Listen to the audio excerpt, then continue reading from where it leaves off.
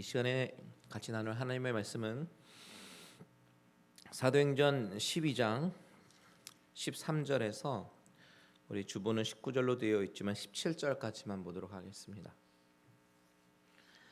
제가 가진 성경책은 신약성경 207페이지에 있고요. 사도행전 12장 13절에서 17절까지의 말씀입니다.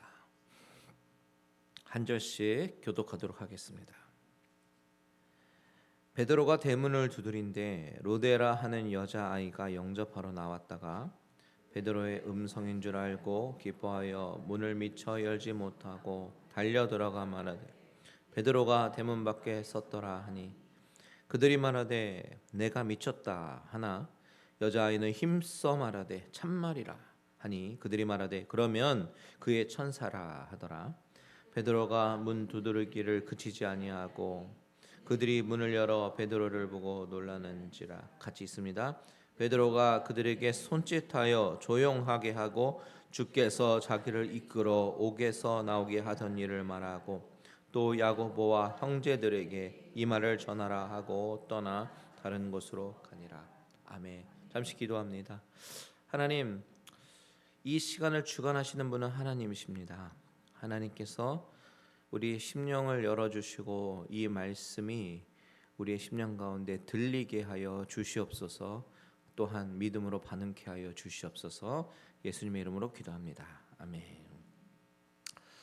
자, 우리가 지난주에 살펴본 말씀은 감옥에 갇혀있던 베드로가 천사의 도움으로 받아서 감옥으로부터 탈출되는 그런 이야기를 우리가 살펴보았습니다. 사실 그 감옥은요, 객관적으로 빠져나오기 너무나도 힘든 상황이었습니다. 4명씩 4교대로 지키고 있습니다. 게다가 양팔에는 쇠사슬로 묶여 있는데 한 팔 한 팔 다 군인들의 몸에 묶여 있었죠. 그러니까 조금만 움직여도 간수들에게 금방 적발될 수밖에 없는 그런 상황이었습니다. 게다가 감옥들의 문은 또 얼마나 많은지요. 감옥들의 문도 많고 아주 삼엄하기가 이를 데가 없습니다. 도저히 빠져나올 수가 없는 그런 감옥이었습니다. 그런데 천사가 나타나서 옆구리를 쳐서 흔들어 깨우면서 일어나라고, 띠를 띠고 신을 신으라고 얘기를 하죠. 그 이야기는 이제 너가 여기서 계속해서 있을 그런 상황이 아니고 어서 일어나서 허리를 동여매고 사명을 향해 달려나가야 된다라는 것입니다. 자, 천사가 호련히 나타났다라고 했는데 그 호련히는 무슨 뜻이었어요? 이두, 보라라는 뜻이었죠. 갑자기라는 뜻이 아니라 하나님께서 행하신 일을 독자들로 하여금 보라라는 그런 누가의 호소였습니다. 하나님은 천사를 보내주시고 베드로를 감옥에서 꺼내 주셨는데요. 그때 베드로가 밖에 나와서 길가에 나와서 이제 천사가 떠나가는 것을 보고 깨달은 것이 있었습니다. 성경에 보면 이것이 하나님께서 나로 하여금 헤롯의 손에서 구출해 주시려고 천사를 보내셨구나라는 것을 깨달았죠. 그 깨달음의 뒤에는 하나님께서 나를 죽음의 상황에서 건져주신 이유가 무엇일까? 바로 하나님께서 나에게 주신 사명이 아직 남아있다라는 것을 알게 된 것입니다. 그리고 나서 마가의 다락방, 마가라 불리는 요한의 어머니 마리아의 집으로 도착하게 되는데요. 오늘 본문은 그 이후의 일을 말하고 있어요. 먼저 13절을 같이 한번 읽겠습니다. 13절 시작. 베드로가 대문을 두드리는데 로데라 하는 여자아이가 영접하러 나왔다가, 자, 베드로가 대문을 두드리기 시작합니다. 그때는 새벽이나 아니면 밤 늦은 시간이었을 거예요. 왜냐하면 그 다음날 사형이 집행되기 전날 밤에 잠을 자고 있었기 때문이죠.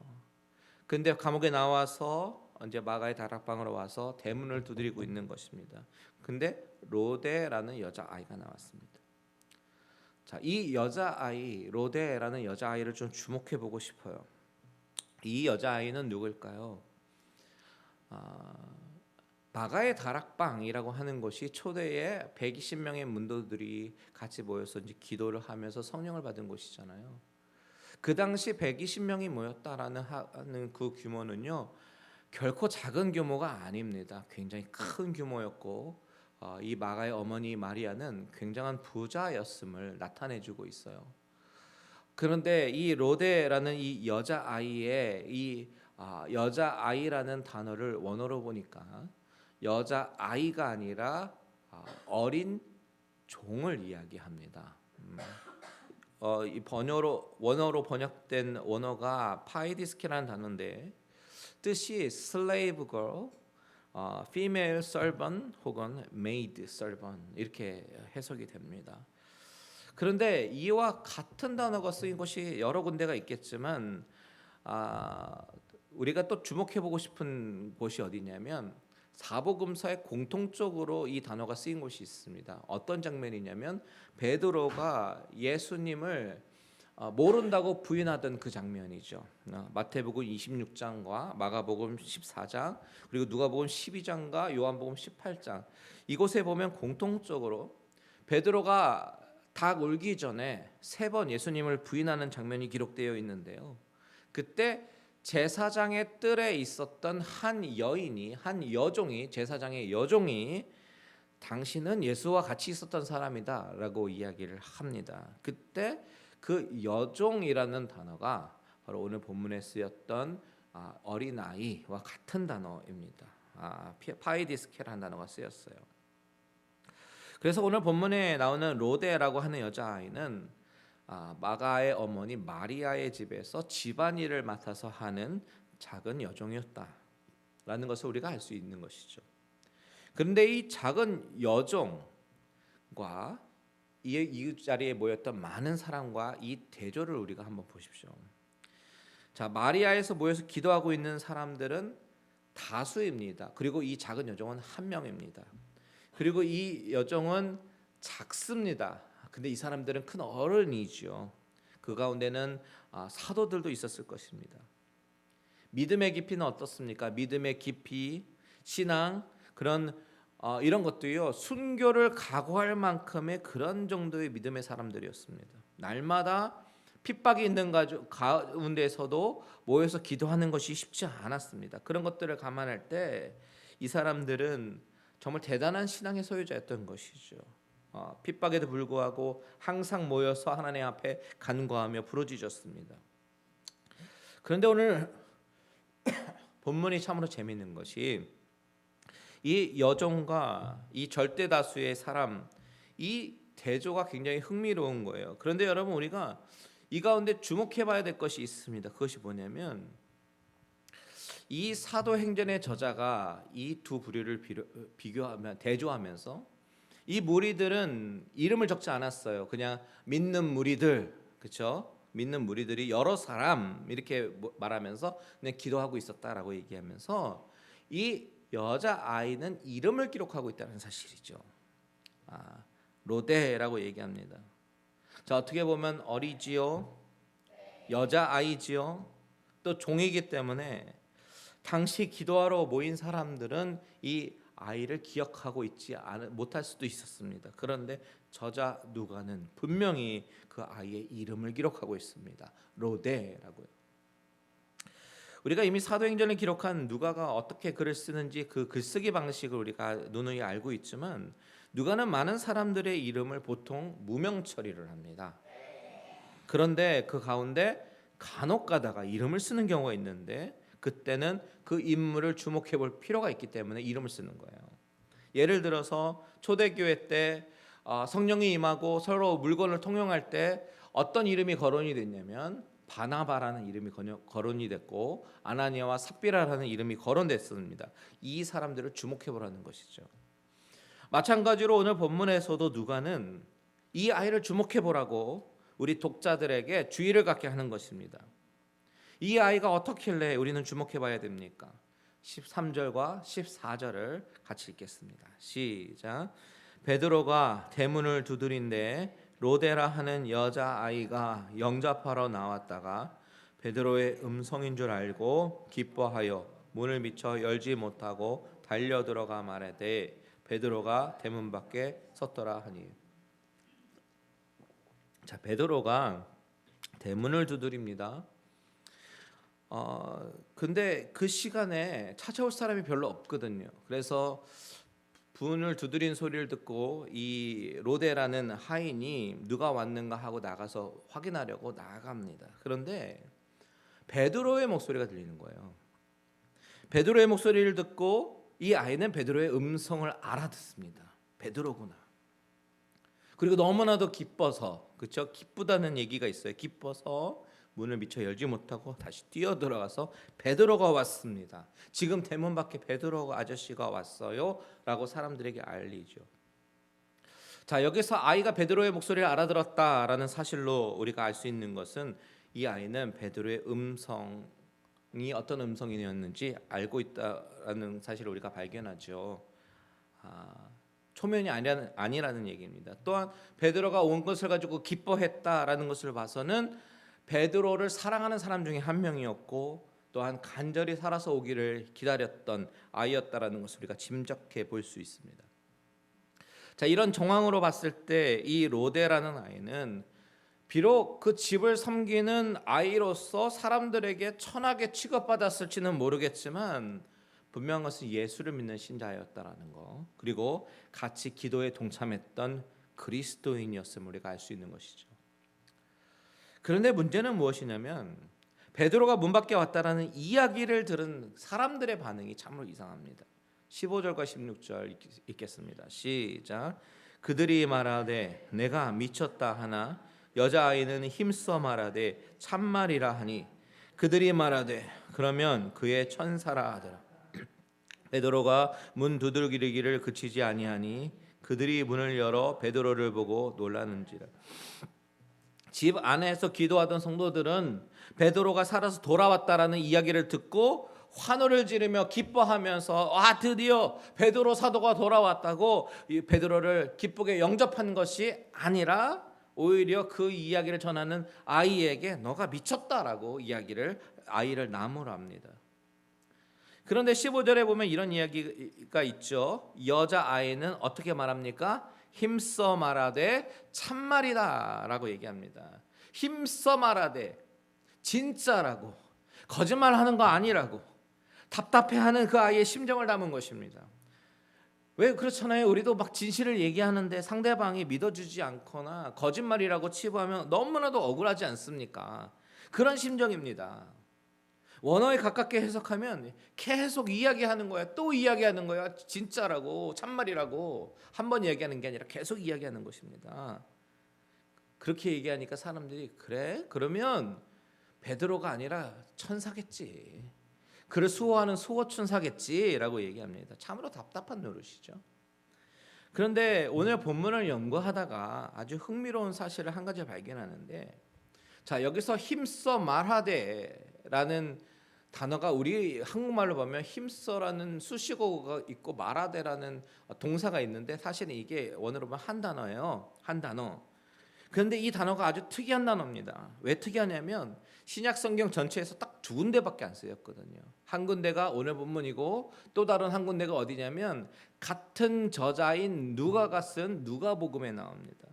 우리 누가복음 22장 59절을 한번 보도록 하겠습니다. 시작. 한 시간쯤 있다가 또 한 사람이 장담하여 이르되 이는 갈릴리 사람이니 참으로 그와 함께 있었느니라. 어떤 장면이에요? 베드로가 3번 부인하는 장면입니다.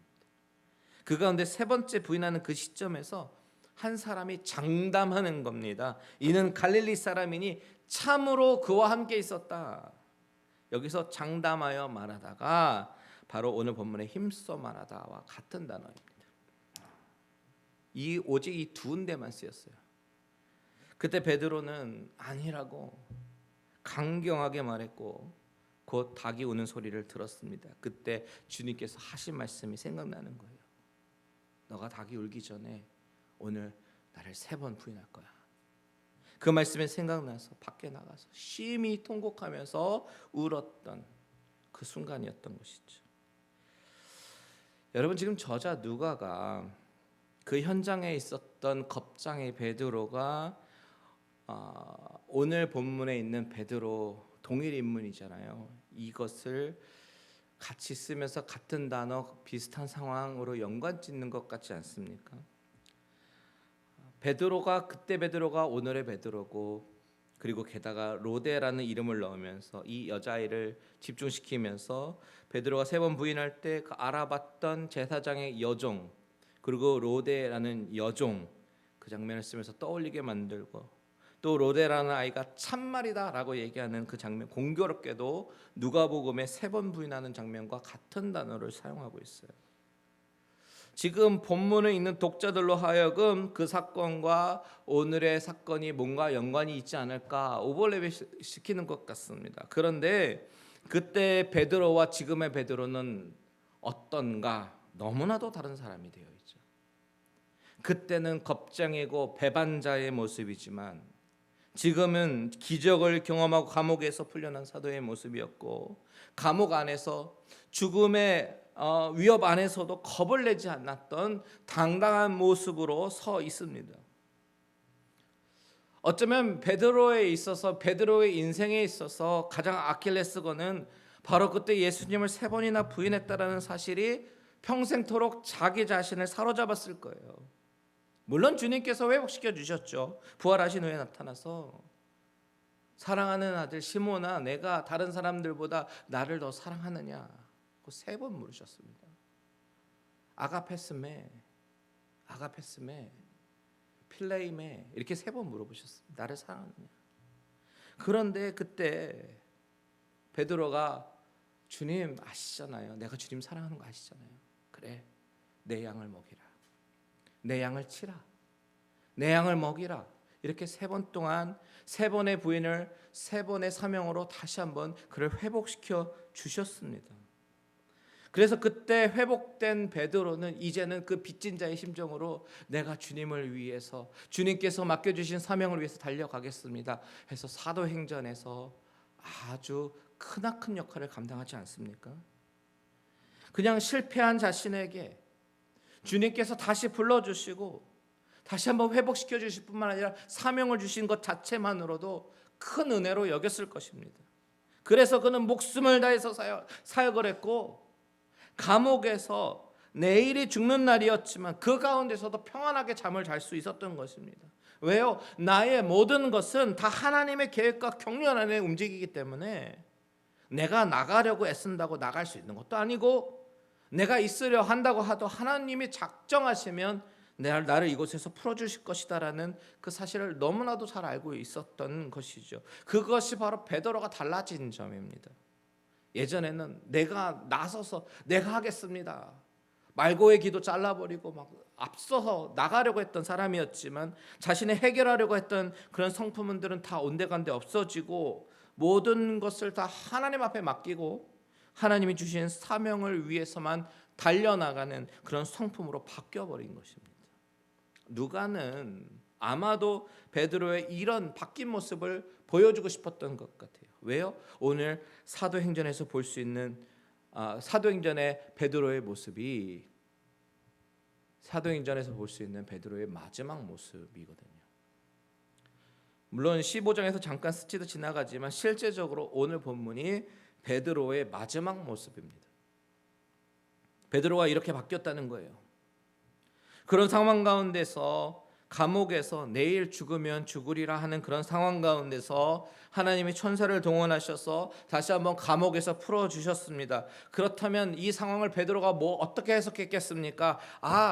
내가 아직 주님을 위해서 해야 될 사명이 남아있는 것이구나, 하나님이 나로 하여금 더 일하라고 헤롯의 손에서 구해주셨구나, 이렇게 생각했을 것입니다. 그렇다면 그 사명을 향해서 달려나가야죠. 허리에 띠를 띄었잖아요. 신발을 신었잖아요. 그럼 달려나가야죠. 더 이상 지체할 수가 없었던 것입니다. 헤롯의 손에서 하나님께서 구해주셨는데 지체하다가 다시 잡히면 안 되잖아요. 그래서 간 곳이 마가의 다락방입니다. 기도 쳐서요. 왜요? 빨리 작별 인사를 하기 위해서. 그래서 이곳에 온 것입니다. 그때 교인들의 반응은 어땠습니까? 처음에는 믿지 않다가 나중에 베드로를 직접 보는 순간 성경은 놀라는지라라고 써여 있습니다. 놀랐습니다. 왜 놀랐습니까? 이 놀람의 의미가 뭐예요?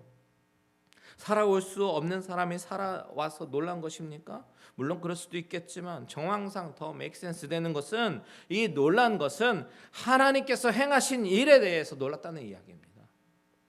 이들은 어떻게 기도했어요?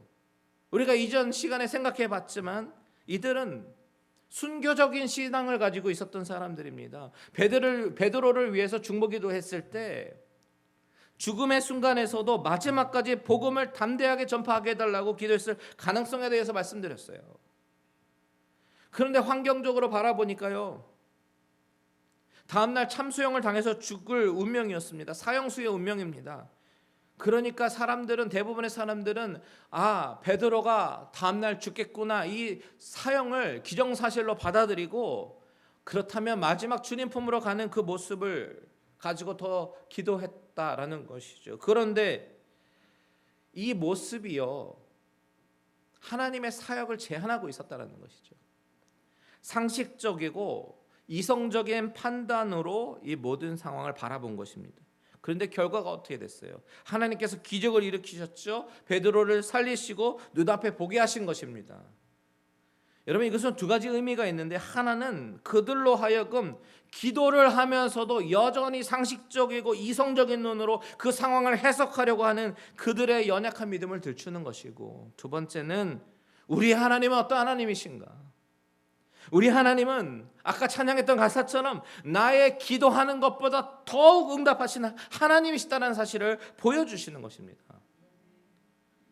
우리가 기도를 이만큼까지 했어도 하나님은 그 이상의 것으로 응답하시는 분이다라는 사실이에요. 여러분, 이 사람들을 보세요. 믿음 있는 사람들이 있잖아요. 순교적인 신앙을 가지고 있는 사람들이잖아요. 기도의 용사들입니다. 정말 뜨거운 신앙을 소유한 사람들이에요. 피 묻은 십자가의 복음을 그들의 마음속에 절절 끌어서 믿음으로 나아가려고 하는 사람들입니다. 그런데 그들이 베드로를 보고 놀라요. 이들이 놀란 것은 무엇입니까? 베드로가 유령일까 봐서가 아니라 하나님께서 하시는 일이 너무나도 어메이징하고 놀라워서 충격에 빠지는 것입니다. 여기서 놀라는지라를 원어로 보니까요, 그냥 어머 깜짝이야, 그 정도가 아닙니다. 아주 크게 놀라는 것입니다. 자신들의 상식과 이성의 영역을 넘어서 일하시는 그 하나님으로 인해서 크게 놀라고 있는 거예요. 여러분, 하나님은 지금 이 순간에도 우리가 기도하는 것 이상으로 응답하시는 하나님이신 줄 믿습니다. 여러분, 우리의 연약함이 무엇입니까? 우리는 기도하면서 하나님이 나의 기도에 응답하실 그 응답의 범주를 내가 미리 정해 놓는다는 것이 우리의 문제고 우리의 연약함이에요. 그런데 여러분, 하나님이 얼마나 광대하신 분이신데, 하나님이 얼마나 전능하시고 크고 깊고 넓으신 분이신데, 우리가 고작 기도하는 것 그 범위에서만 일하시겠습니까? 우리는 어때요? 만약에 기도할 때 하나님 병 낫게 해주세요 라고 기도한다면, 병을 낫게 해주시면 응답하신 것이고, 그렇지 않게 하시면 응답하지 않았다라고 하나님을 원망할 수 있어요. 왜요? 그것이 내가 기도하는 범위이기 때문입니다.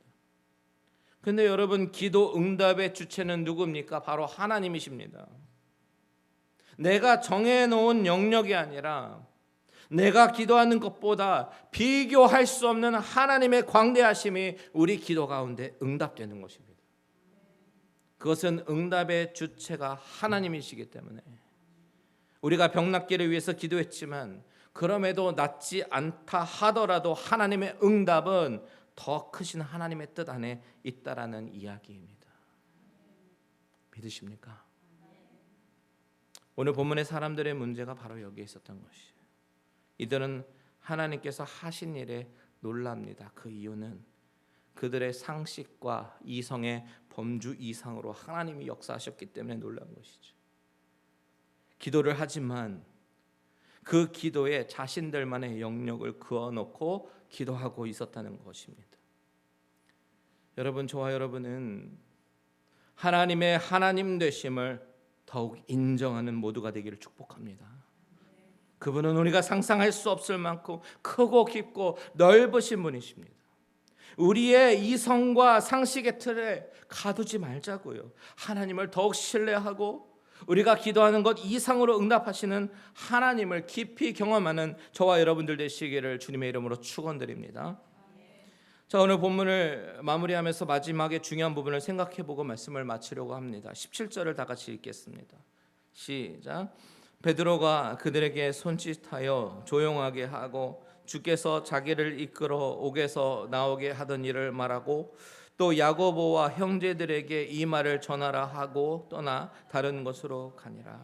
자, 베드로가 옥에서 나와서 마가의 다락방으로 온 이유 뭐라고 했습니까? 작별 인사를 하기 위해서였습니다. 베드로는 알았어요. 하나님이 주신 사명이 있기에 생명을 더 연장시켜 주시는 것이다 라는 사실을요. 그것을 깨달았기 때문에 베드로는 더 이상 지체할 수 없었습니다. 하지만 자신을 위해서 기도해 준 그 믿음의 공동체 사람들에게 찾아가서 하나님이 자신을 옥에서 이렇게 이끌어내셨다라고 하나님의 일을 간증하고 인사를 하고 떠나는 것입니다. 자, 여기 17절 중간에 보면 야고보와 형제들에게 이 말을 전하라 하고 떠나 다른 곳으로 가니라 라고 쓰여 있는데요. 야고보는, 여기서 말하는 야고보는 예수님의 동생 야고보입니다. 다른 사도 야고보는 12장 초반에 이미 순교했습니다. 이 야고보는 당시의 사도들과 다른 사도들과 함께 사역하면서 그 공동체의 리더급이 되었던 사도입니다. 그래서 야고보와 형제들에게 내가 하나님의 인도하심으로 감옥에서 나왔고 또한 사명을 위해서 사명을 감당하기 위해서 떠난다라고 전하라 얘기합니다. 이 기록이 사도행전에서 기록된 베드로의 행적의 마지막입니다. 물론 15장 잠깐 나왔지만요. 그것 말고는 더 이상 사도행전은 베드로를 주목하지 않습니다. 왜 그럴까요? 사도행전은 이제 독자의 시선을 베드로에서 사도 바울로 옮기고 있기 때문입니다. 이제부터는 사도 바울이 성령에 사로잡혀서 전 세계를 다니면서 전도 여행을 하는 장면이 나올 것이에요. 오늘 본문은 복음의 길을 개척하는 사명과 수고를 다 한 후에 사도행전의 스포트라이트를 받지 않는 다른 곳으로 떠나 사라지는 베드로의 뒷모습을 보여주고 있는 것이에요. 예루살렘 교회가 쇠퇴하고 안디옥 교회가 살아나는 것처럼 베드로는 사도행전의 초점에서 사라지지만 이제 사도 바울에 의해서 교회가 세워집니다. 여러분, 그렇다면 오늘 본문에서 베드로의 뒷모습을 통해서 오늘 하나님이 우리에게 말씀하시는 메시지는 무엇일까요? 베드로가 사도행전의 초점에서 사라졌다고 해도 베드로가 사역을 하지 않는 것이 아니기 때문에 하나님의 나라가 확장으로 복음으로 확장되는 그 일에는 전혀 달라질 것이 없습니다. 그저 사람들의 시선으로부터 없어지는 것뿐이죠. 그렇다고 베드로가 실망하고 절망하겠습니까? 아닙니다. 베드로는 그저 주신 사명에 감사하면서 그 사명을 감당하면서 앞으로 한 보 전진해 나갔을 것입니다. 한때 갈릴리 호숫가에서 어부로 물고기를 잡던 자신에게 찾아와 주셨던 주님, 그래서 주님을 따르게 된 그 감격을 생각합니다. 비록 자신이 주님을 3번이나 부인했지만 다시 찾아와 주시고 사명을 다시 한번 확인해 주시고 회복해 주셨습니다.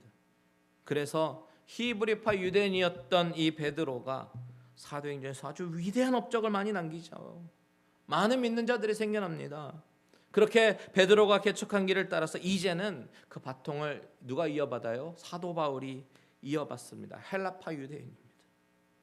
이제 베드로는 베드로대로, 베드로의 사명대로, 그리고 바울은 바울의 사명대로 가면 되는 것이.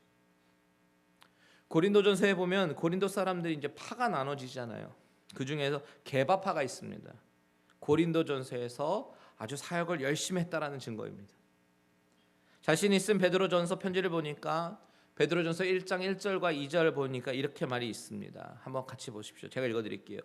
예수 그리스도의 사도 베드로는 본도, 갈라디아, 갑바도기아, 아시아와 비두니아에 흩어진 나그네 곧 하나님 아버지의 미리 아심을 따라 성령이 거룩하게 하심으로 순종함과 예수 그리스도의 핏부림을 얻기 위하여 택하심을 받은 자들에게 편지하노니 은혜와 평강이 너에게 더욱 많을지어다.